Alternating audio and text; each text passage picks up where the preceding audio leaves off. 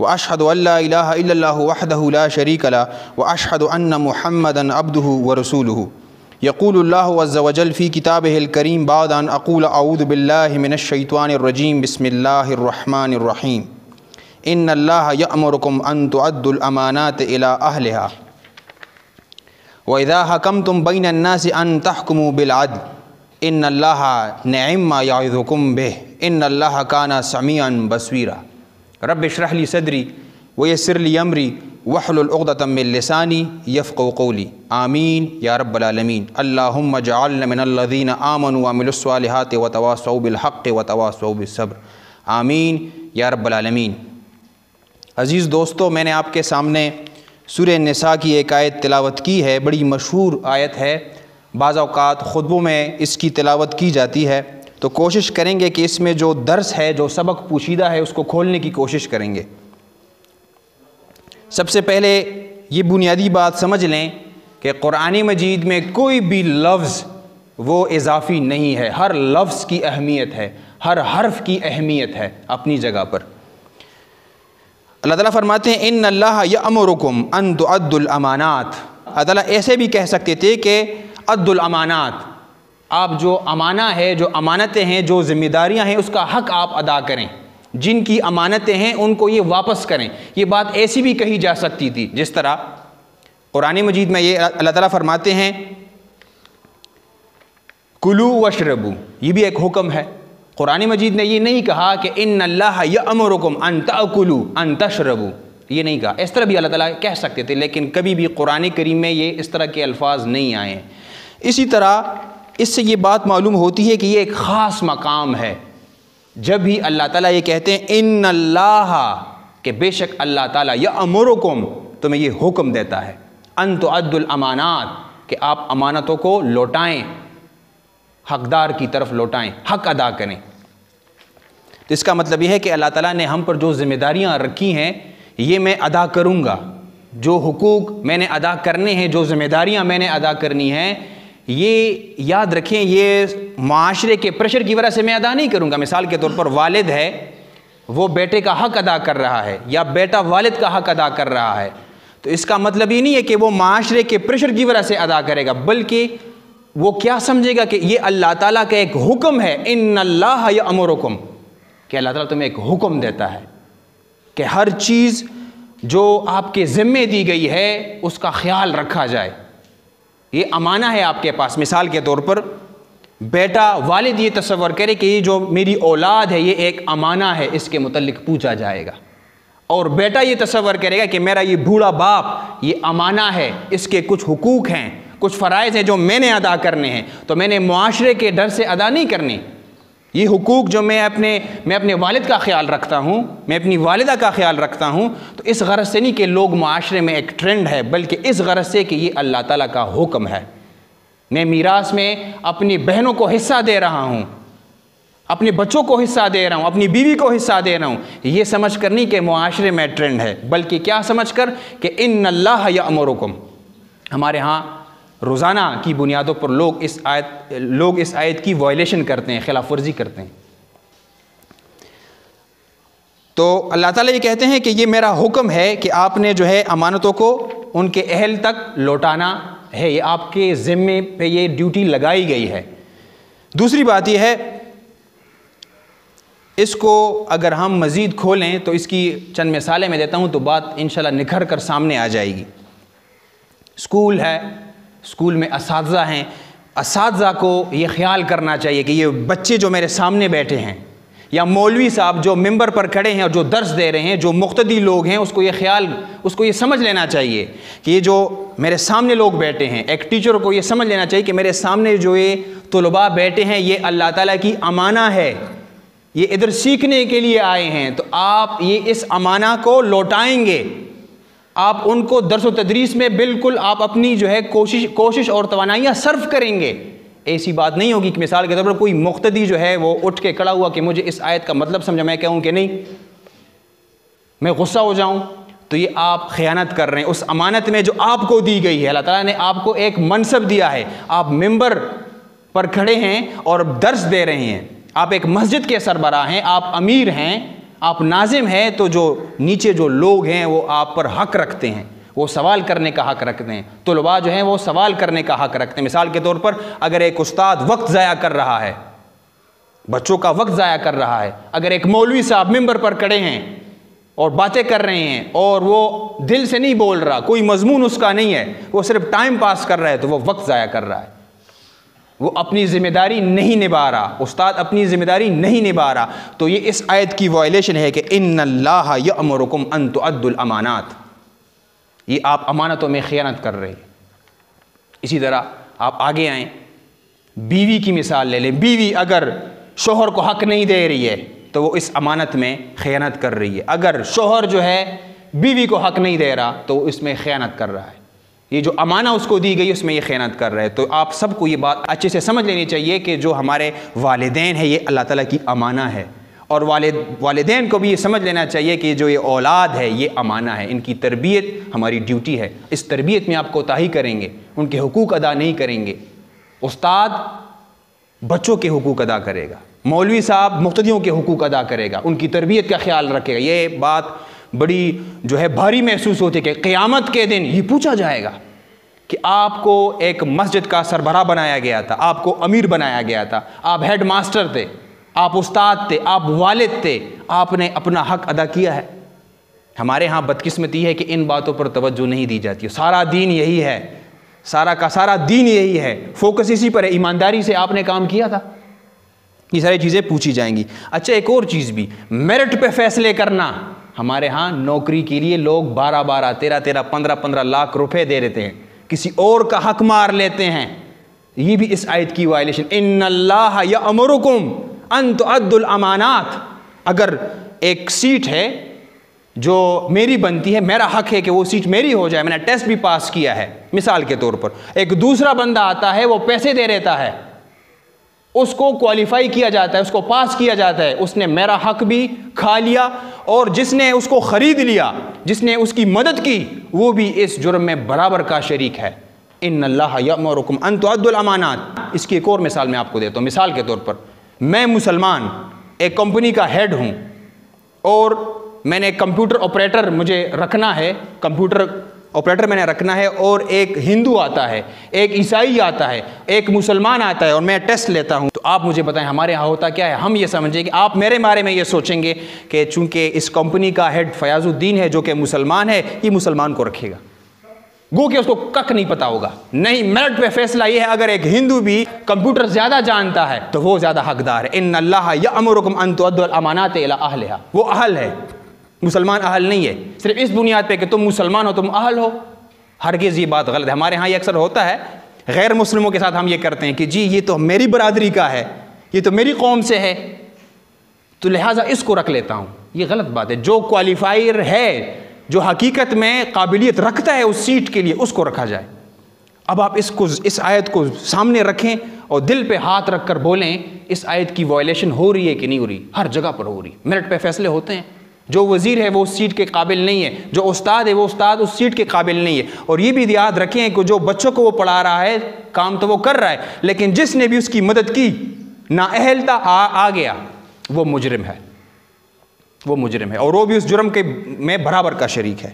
2-3 مثالیں میں اور دیتا ہوں تاکہ بات مزید واضح ہو جائے۔ مثال کے طور پر آپ ایک ڈاکٹری کی ایک پوسٹ ہے، ڈاکٹری کی ایک پوسٹ ہے، پائلٹ کی ایک پوسٹ ہے، اور انلیگل طریقے سے وہ اہل نہیں ہے، وہ ڈاکٹری کی قابلیت نہیں رکھتا، اور آپ اس کو ڈاکٹری پہ رکھ لیتے ہیں کسی کے کہنے پہ، تو یہ آپ نے بہت بڑی انسانیت کے ساتھ آپ نے بہت بڑی زیادتی کی ہے۔ کل کو جو آپریشن وہ کرے گا، کسی کی ڈیتھ ہوگی، کسی کو یتیم کرے گا، آپ بھی برابر کے شریک ہے، کیونکہ آپ نے اس کو ڈیوٹی پہ رکھا تھا، آپ نے اس کو کمپنی میں جگہ دی تھی۔ اس طرح غلط ٹیچر آ جاتے ہیں، وہ سارے ڈپارٹمنٹ کو جو ہے وہ تباہ و برباد کر دیتے ہیں، بچے کے مستقبل سے وہ کھیلتے ہیں۔ انلیگل طریقے سے آنے کا یہ مطلب یہ فساد کی جڑ ہے۔ تو یہ کیوں ہو رہا ہے؟ کیونکہ یہ اس آیت کی وائلیشن ہم کر رہے ہیں، خلاف ورزی ہم کر رہے ہیں۔ دوسری ایک اہم چیز اس میں یہ بھی ہے، من یشفع شفاعۃ حسنہ یکن لہ نصیب منہا ومن یشفع شفاعۃ سیئہ یکن لہ کفل منہا وکان اللہ علی کل شیء مقیتا۔ یہ بڑی بڑی خوبصورت آیت ہے اور یہ انسان کو جھنجھوڑ دیتی ہے. میں کوشش کروں گا کہ آسان لفظوں میں اس آیت کا مطلب آپ کو سمجھاؤں. ان دونوں آیتوں کا تعلق آپس میں بہت گہرا ہے.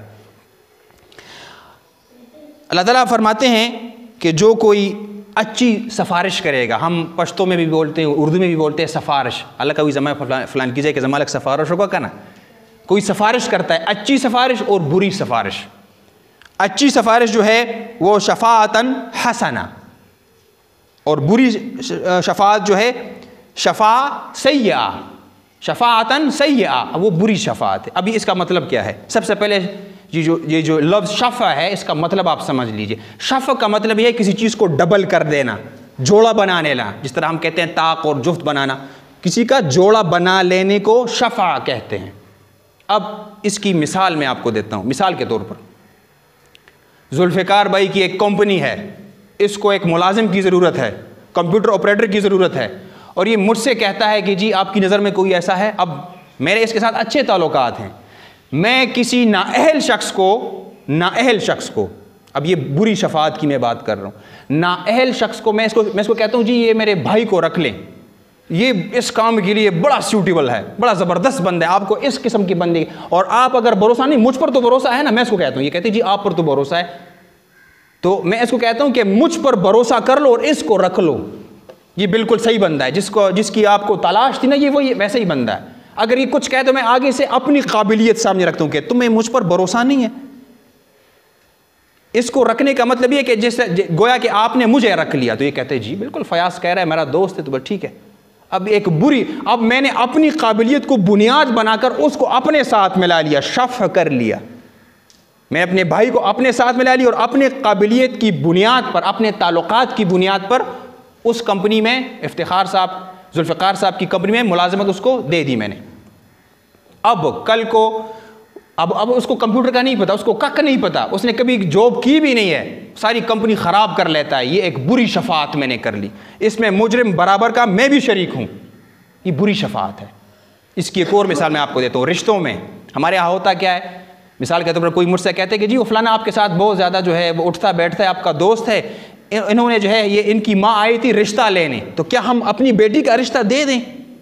اب مجھے پتا ہے کہ میرا دوست جو ہے وہ شرابی ہے, ڈاکو ہے, زانی ہے, یعنی ٹھیک بندہ نہیں ہے, لیکن میں کہتا ہوں کہ جی یہ تو بڑا زبردست بندہ ہے, بالکل صحیح بندہ ہے, بالکل اس سے بہتر رشتہ کہیں اور ہو نہیں سکتا, بالکل آپ اپنا رشتہ دے دیں. میں کہتا ہوں, میں آپ ہمارے ہاں معاشرے میں ہوتا کی کہتا صبح کہتے بھی اللہ کبھی مونگ درتا جو ہم کرتے بالکل صحیح سڑے دیں. ہمارے ہاں ہوتا ہے, ہم کہتے ہیں جی بالکل صحیح بندہ ہے, ہوتا پھر کیا ہے, وہ شادی بھی ہو جاتی ہے. اب یاد رکھیے یہ بڑی بھاری آیت ہے, اگر ہوتا بھی ایسا ہے کیونکہ وہ شخص غلط ہوتا ہے, میں نے اپنی کریڈیبلٹی کی بنیاد پر کہا کہ جی اس کو رکھ لیں, اس کو اپنی بیٹی رشتے میں دے دیں. آپ شادی ہو جاتی ہے, کل کو وہ بیوی کو بھی مارتا ہے, اس کے حقوق ادا نہیں کرتا, تو آپ بھی اس جرم میں برابر کے شریک. میں نے ایک کال سے میں نے صرف کہا تھا ذوالفقار بھائی کہ جی بالکل شریف بندہ ہے, آپ بیٹی کا رشتہ اس کو دے دیں. میں نے شفاعت کی تھی نا, بری شفاعت میں نے کی تھی, بنتی نہیں تھی وہ شفاعت, اور میں نے کر لی. تو کل کو اس کی ذوالفقار صاحب کی جو بیٹی ہے, جو رشتہ میرے دوست کو دیا گیا, اس کے ساتھ جو بھی ظلم و زیادتی ہوتی ہے میں اس میں برابر کا شریک ہوں. اور صرف ایک کال کی بنیاد پر میں نے کہا جی بالکل صحیح بندہ ہے, آپ رشتہ دے دیں. میں نے اس کو اعتماد دلایا تھا کہ جی بالکل صحیح بندہ ہے, ایک کال کی بنیاد پر. قیامت کے دن یہ شخص کہے گا کہ یار اتنے سارے گناہ میرے, میں کہوں گا وہ کیوں, کیونکہ اس کے جو جرائم تھے وہ میرے کھاتے میں بھی لکھے جائیں گے, کیونکہ میرٹ پہ فیصلہ تم نے نہیں کیا تھا, تم نے ایک غلط شخص کے حق میں یہ فیصلہ دیا تھا کہ جی بالکل صاف بندے, آپ بیٹی کا رشتہ دے دیں. تو یہ شفاعتاً سیئہ ہے, بری شفاعت. اچھا, ایک اچھی شفاعت بھی ہے, وَمَن يَشْفَعْ شَفَاعَةً حَسَنَةً, جو پیاری شفاعت ہے وہ یہ ہے کہ ہاں ایک شخص جو ہے اہل ہے اس کام کے لیے, میں کہتا ہوں جی اس کو رکھ لیں, اس کو اپنی بیٹی کا رشتہ دیں, بالکل صحیح بندہ ہے. تو یہ اچھی شفاعت ہے, صحیح ہے. اس کو کمپیوٹر چلانا آتا ہے, یہ شریف بندہ ہے, صحیح کام کرے گا, ایماندار بندہ ہے, اس سیٹ کے لیے بالکل سیوٹیبل ہے. ہم سے اگر کوئی پوچھے کہ جی آپ کے مسجد کا بڑا کون ہونا چاہیے, تو اس میں بھی اگر آپ سفارش کرتے ہیں تو ٹھیک سفارش کریں, ایک نااہل کو سامنے نہ لائیں, جو اہل ہو اس کے لیے, اس کے حق میں آپ اپنی زبان کھولیں. اپنی زبان کھولنے کو کسی کے حق میں اس کو شفاع کہتے ہیں. اچھی بھی ہو سکتی ہے, بری بھی ہو سکتی ہے. تو اس چیز کا ہمیں خیال رکھنا چاہیے. اس پر مزید یہ ایک نقطہ یہ بھی یاد رکھیں، مثال کے طور پر میری کسی کے ساتھ نہیں لگتی لیکن اس میں ایک کوالٹی ہے، ایک قابلیت اس میں ہے، یا مقصود بھائی کی مثال، مقصود بھائی میں ایک کوالٹی ہے، یہ ایک ڈاکٹر ہے، اس میں ایک کوالٹی ہے لیکن میری اس کے ساتھ نہیں لگتی، اور اختر کاکا مجھ سے پوچھتے ہیں کہ جی میں اس کے ساتھ میں چلا جاؤں علاج کرنے کے لیے کہ نہیں، مقصود ڈاکٹر ہے میں چلا جاؤں، اب گو کہ اس میں وہ قابلیت ہے لیکن میری اس کے ساتھ نہیں لگتی، تو عام طور معاشرے میں ہم کہتے ہیں نہیں بالکل نہ جاؤ، بڑا فضول بندہ ہے یہ، اور وہ پیسے کھا لے گا، دھوکے باز ہے۔ لیکن حقیقت کیا ہے؟ حقیقت یہ ہے کہ اس کو جو بیماری ہے، اس کو جو مسائل ہے، اس کا حل اس کے پاس ہے، یہ قابلیت رکھتا ہے، تو مجھے سفارش کرنی چاہیے کہ ہاں بالکل آپ مقصود صاحب کے پاس چلے جائیں، بالکل صحیح علاج ہے، وہ آپس کا مسئلہ ہے میرا اس کے ساتھ۔ اسی طرح علماء کے لیے بھی اس میں یہ ایک نصیحت ہے کہ اختلاف کے باوجود میرے پاس ایک شخص آتا ہے، مثال کے طور پر مجھ سے کوئی پوچھتا ہے کہ جی اس مسئلے کا حل کیا ہے، فقہ کیا کہتی ہے، حدیث کیا کہتی ہے، سنت کیا کہتی ہے، اور میرے پاس جواب نہ ہو، تو میں یہاں تک کہوں گا کہ جی میرے پاس اتنا علم نہیں ہے، میری ریسرچ اتنی نہیں ہے، البتہ وہ فلانا عالم نہیں ہے، اس کے پاس چلے جاؤ۔ اختلاف کے باوجود یہ چیز اپنے اندر پیدا کرنا کہ کسی کے ساتھ میں اختلاف بھی کرتا ہوں لیکن اس میں ایک قابلیت ہے، تو مجھے تعریف کر لینی چاہیے کہ ہاں یار میں اس کے ساتھ میں اختلاف تو کرتا ہوں لیکن بندہ جو ہے اس معاملے میں بڑا زبردست ہے، لہٰذا آپ جائیں اور اس سے پوچھ لیں۔ ہمارے ہاں یہ ہوتا نہیں ہے، یہ بھی شفاعت ہے۔ تو اچھی بات کرنا، یہ یاد رکھیے گا کہ قیامت کے دن آپ حیران ہو جائیں گے، آپ نے اپنی زندگی میں اپنے خود سے شروع کرتا ہوں، میں نے کن لوگوں کی سفارش کی، ہاں اس کو رکھ لیں، اس کو بندوق چلانی آتی ہے، سیکیورٹی گارڈ کے طور پر بالکل صحیح ہے، کمپیوٹر آپریٹر کے طور پر بالکل صحیح ہے، اس کو اپنی بیٹی کا رشتہ دے دیں، کتنے ہیں، میں نے اس بیچ میں آیا ہوں گا، میں نے اپنی زبان کھولی ہوگی، آپ نے اپنی زبان کھولی ہوگی، لیکن خود بھی یہ ذرا سوچیں کہ کس موقع پر ہم نے صحیح بات کی ہے اور کس موقع پر ہم نے غلط بات کی ہے۔ اب اس کا رزلٹ ہے، نتیجہ کیا ہے؟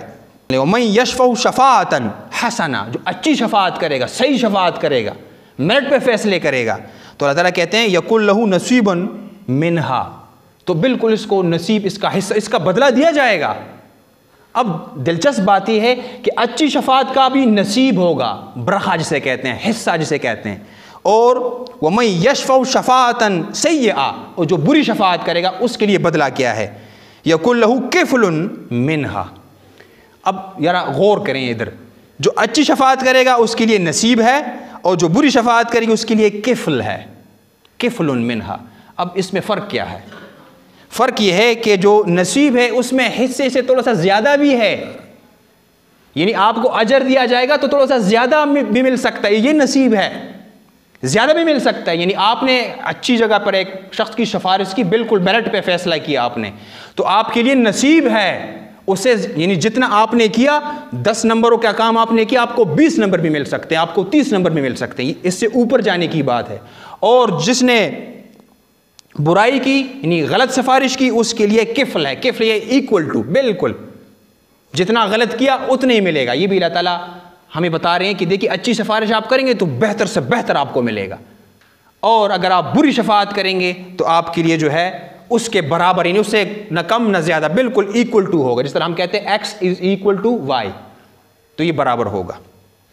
تو امید ہے کہ یہ بات کلیئر ہوئی ہوگی۔ اس آیت کی روشنی میں آخری بات یہ ہے کہ آپ سب سے میری یہ گزارش ہے کہ ٹرینڈ کو چھوڑ دیں، رواج کو چھوڑ دیں۔ جی خیر ہے، کوئی مسئلہ نہیں ہے، ذوالفقار بھی تو پیسوں سے آیا تھا، فلاں بھی پیسے دے رہا ہے، سارے پیسے دے رہے ہیں جاب کے لیے، تو میں بھی دے دوں۔ ٹرینڈ ہے، رواج ہے، تو یاد رکھیے گا آخری پیغام یہ ہے کہ رواج کو پیچھے پھینک دیں، اور جو پروردگار کا پیغام ہے کہ ان اللہ یأمرکم ان تؤدوا الامانات الی اہلہا، اس پر عمل کریں، ٹرینڈ کو چھوڑ دیں۔ ٹرینڈ کو ہمارے ہاں معاشرے میں یہ کہا جاتا ہے، تو یہ ہم بہت بڑی غلطیاں کر رہے ہیں، غلطی پہ غلطی، غلطی پہ، اور اس پہ دوسری ایک اہم بات، ہم سارے خاموش ہیں اس پہ، خیر ہے، مسجد بھی آتا ہے جی امیر صاحب ہے، خیر ہے، کوئی مسئلہ نہیں ہے، یہ غلطی آپ دوسروں کا حق آپ کھا رہے ہیں۔ ابھی بھی میں کسی سے بات کر رہا تھا کہ آپ دوسروں کا حق کھا لیتے ہیں، یہ کبھی بھی اللہ تعالیٰ معاف نہیں کرے گا۔ ہاں آپ نے یعنی حقوق اللہ سے متعلق کوئی چیز ہے تو اللہ تعالیٰ معاف کر سکتے ہیں اگر چاہیں تو، لیکن بندوں سے متعلق آپ نے کسی کا حق مارا ہے، کسی کا حق مارا ہے، تو یہ آپ کو معافی نہیں مل سکتی ہے، یہ آخری بات۔ اور ٹرینڈ کو چھوڑ دیں، ٹرینڈ اکثریت یہ کر رہی ہے، قرآن مجید یہ فرماتا ہے ان تطع اکثر من فی الارض یضلوک، اگر تم اکثریت کی اتباع کرو گے، سارے یہ کر رہے ہیں تو میں بھی کر لوں، تو اللہ تعالیٰ کہتے ہیں کہ یہ تمہیں گمراہ کر دے گا۔ اللہ تعالیٰ سے دعا ہے کہ ہم ان آیتوں پر غور و فکر کریں، اور ابھی تک جو ہم اس کی وائلیشن کر رہے ہیں اس سے ہم رک جائیں۔ جو ہوا ہے سو ہوا ہے، آج سے ہم میرٹ پہ فیصلے کریں، چاہے وہ کوئی سرکاری ادارے میں کوئی ہے، کوئی پرائیویٹ ادارے میں، ہر معاملے میں ہم میرٹ پہ فیصلہ کریں۔ اور اس خطبے کا مقصد ہے کہ اپنی ذمہ داریوں کو ہم پہچانیں، اپنی ذمہ داریوں کو پہچاننا اور پھر ڈیلیور کرنا، ہر کسی کو اپنا حق دینا، یہ اسلام ہے۔ دوبارہ سنیں، ہر کسی کو حق دینا، بیٹے کو حق دینا، بیوی کو حق دینا، بہن کو حق دینا۔ میں اگر امیر ہوں تو مقتدی کو حق دینا، امام مقتدی کو حق دے گا، یہ اس کا رائٹ ہے، اس کا حق ہے، یہ اسلام ہے۔ اللہ تعالی ہم سب کو توفیق دے کہ ہم ان آیتوں پر غور اور فکر کریں، اس پر عمل کریں اور اس کا پیغام دوسروں تک بھی پہنچائیں۔ بارک اللہ لی ولکم فی القرآن الحکیم ونفعنی وإیاکم بالآیات وذکر الحکیم، آمین یا رب العالمین۔